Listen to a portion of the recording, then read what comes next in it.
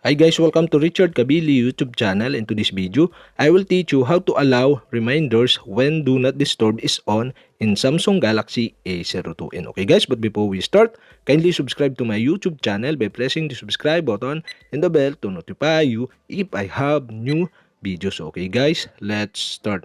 So okay guys, you'll have to do is go to setting in your Samsung Galaxy A02. In settings, go to notification. Okay, tap this. In notification, you can see the do not disturb. Okay, tap the do not disturb. In do not disturb, you can see the do not disturb is on. And okay guys, if this turn on, all notification is off. But we have an exemption. And okay guys, below you can see the exemption. And okay guys, in this tutorial, I'll show you how to allow reminders when do not disturb is on. And okay guys, you'll have to do is tap the alarm and sounds. And okay guys, now here you can see the reminders.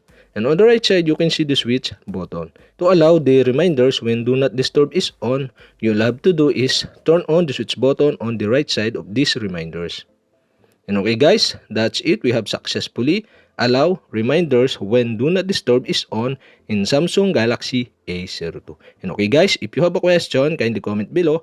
And don't forget to hit the subscribe button and the bell to notify you if I have new videos. Okay guys, thank you for watching.